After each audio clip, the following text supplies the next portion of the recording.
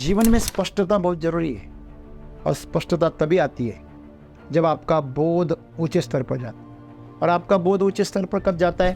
जब आप ज्ञान को अनुभव करते हैं। तो आपके हाथों से सुंदर और अद्भुत चीजें बननी चाहिए और उसके लिए आपका जो बोध है वो ऊपरी स्तर पर जाना बहुत जरूरी है। खास स्तर पर ऊपर जाना चाहिए, खास स्तर पर जहां पर हर कोई नहीं जाता, वहां जाने के लिए आपको कोशिश करनी चाहिए। एक स्तर पर चले जाने के बाद हमारा जीवन पूरा फ्लैट हो जाता है। वही कर रहे, कल जो किया था वही आज कर रहे, उसी स्तर पर कर रहे, स्तर बदल ही नहीं रहा। तो सदगुरु कहते हैं उस स्तर को क्या करो, बदलो। जिस जगह जागा सवेरे उस जगह से बढ़ के सो, कुछ बन के सो, कुछ करके सो। वही वह यह कि जिंदगी के हमारे हाथ से, हर किसी के हाथ से सुंदर और अद्भुत चीजें घटे और उसके लिए हमें एक खास स्तर पर परिपक्वता लानी है, मैच्योरिटी लानी है। दुनिया के लिए बच्चे रहो, अपने लिए परिपक्व रहो। ऐसा संतुलन चाहिए। आपके अंदर बचपना भी चाहिए और परिपक्वता भी चाहिए। इन दोनों का संतुलन हो जाएगा तो आपके हाथों से अद्भुत चीजें होने लगेगी, सुंदर सुंदर। अंदर के जीवन को आप हमेशा जागरूक रखो और बाहर की दुनिया के लिए सो जाओ। यही परिपक्वता है। परिपक्वता अंदर हो, बाहर बचपना हो। यही सुंदर और समृद्ध जीवन का रहस्य।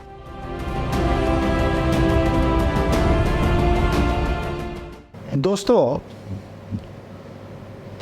आप अगर कोई कर्मचारी हो तो आपको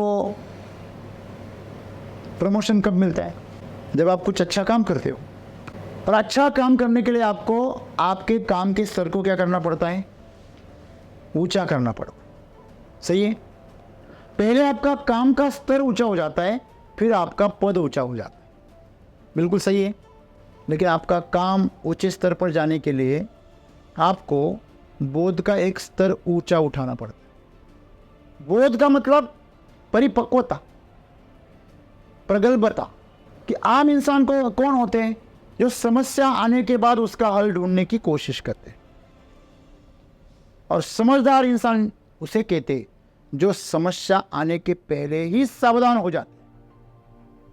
उनको पहले से ही आंक लेते हैं कि नहीं ये समस्या आएगी। इतना फर्क है बोध का। बोध से आपके अंदर स्पष्टता आ जाती। आपके आंखों पर पट्टी बांध दी जाए और आपको सड़क पर, ट्रैफिक के अंदर, हाईवे पर छोड़ दिया जाए तो आपको कहां जाए? आपके पीछे शेर लगा हुआ है और शेर की दहाड़ने की आवाज आने लगी तो आपको क्या लगता है उसके जीने के कितने चांसेस है? वो जो हाईवे पर गाड़ियां चला रहे हैं, ड्राइवर्स है, उनके करुणा पर उसका जीवन निर्भर है। सही है गलत? अगर उन्होंने दया दिखाई और ब्रेक लगाए या मोड़ ले लिया तो बच जाए, नहीं तो जब तक करुणावान ड्राइवर गाड़ी चला रहे तब तक ही उसका जीवन संभव है। सही है गलत?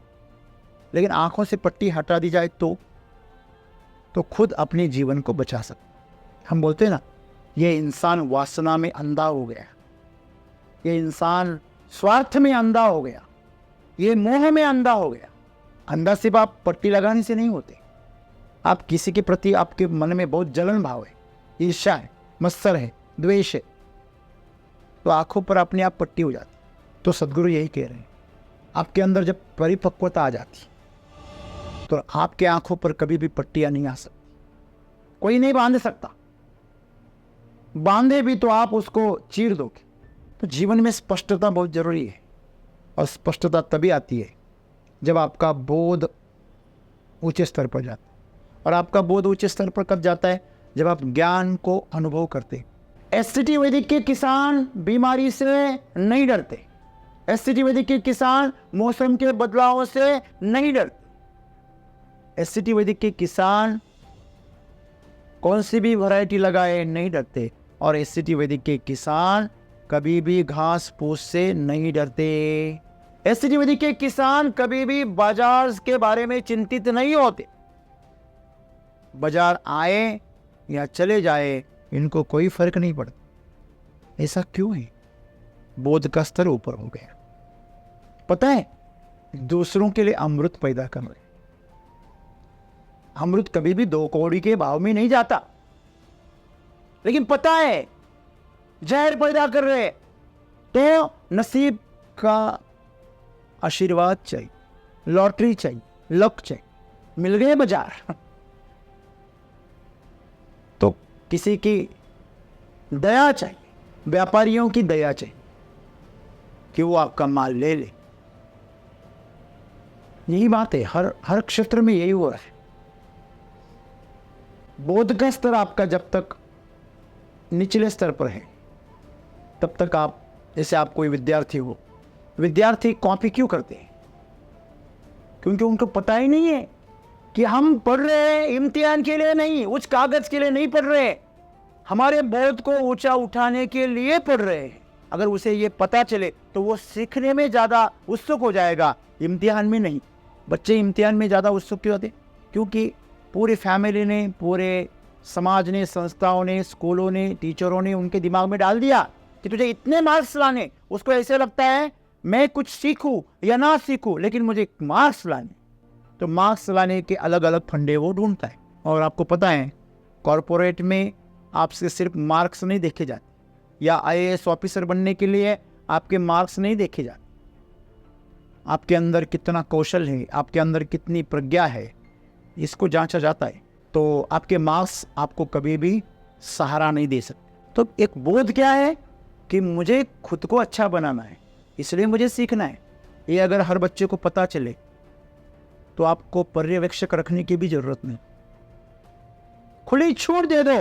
कोई कॉपी नहीं करेगा, उसको पता है मैं यहां कॉपी कर लूंगा, लेकिन जब मुझे जीवन का असली व्यवहार में सामना करना है तो ये कागज के टुकड़े और इसके ऊपर लिखे हुए नंबर्स 2 कौड़ी के। असली इम्तिहान मुझे जीवन में देना है।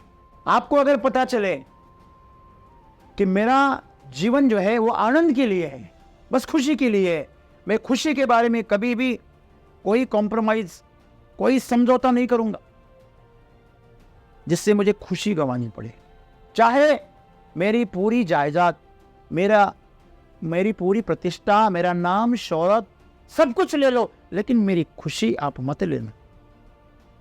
मेरी खुशी आप नहीं ले सकते। जिस दिन आपको पता चल जाएगा, उस दिन से आपके जीवन से दुख निकल जाएगा, दुश्मनियां निकल जाए, डर निकल जाएगा कि नहीं? आप एक दिन में चाहते क्या? 2 वक्त की रोटी, एक थोड़ा सा आशियाना जहां तक आप सुरक्षित सो सको, बस। इससे ज्यादा और क्या चाहिए जीवन को? सुंदर जीवन को बस इतना ही चाहिए। कोरोना में हम क्या करते थे? यही तो करते थे बस। बाकी सब तो मौज के लिए है। जिंदा तो वो भी है जो जंगल में जी रहे हैं, जिंदा हम भी हैं जो इस सीमेंट की जंगल में जी रहे हैं। हमसे वो बेहतर है, प्रकृति के साथ जी रहे हैं। उनका बोध हमसे ज़्यादा ऊंचे स्तर पर है, और ऊंचे स्तर पर बोध जाना, इसे ही परिपक्वता कहते हैं, जिसे मैच्योरिटी कहते हैं। लोगों की उम्र तो बढ़ जाती, आयु बढ़ जाती, लेकिन उसकी समझदारी नहीं बढ़ती। साइंटिस्ट ऐसे कहते हैं कि आम इंसान की जो मानसिक उम्र होती है वो 8 से 12 साल के बच्चे की होती है, उसके आगे उसकी आयु जाती नहीं। 8 से 12 साल के बाद में मनुष्य अहंकार ओढ़ लेता है, घमंड ओढ़ लेता है, और उसके पीछे खुद को ढक लेता है, मुखौटे ले लेता है।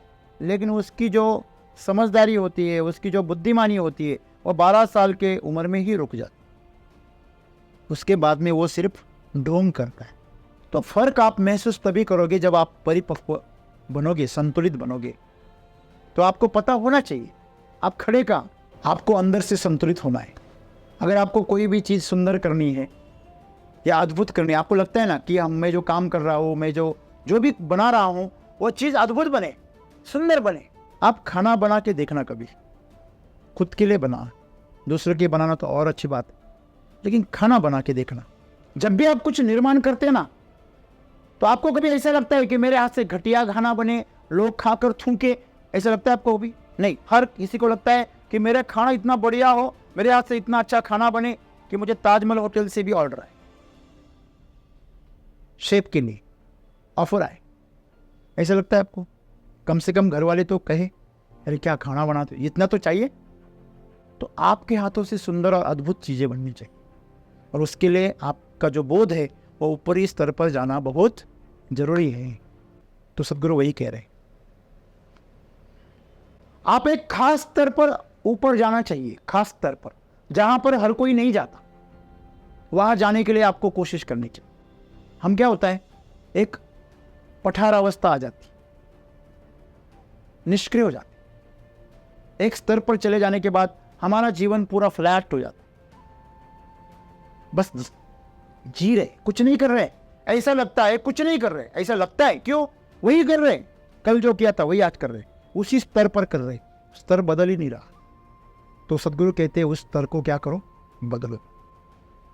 मैं हमेशा कहता हूं ना, जिस जगह जागा सवेरे उस जगह से बढ़ के सो, कुछ बन के सो, कुछ करके सो, वही वह। यह क्या जिंदगी?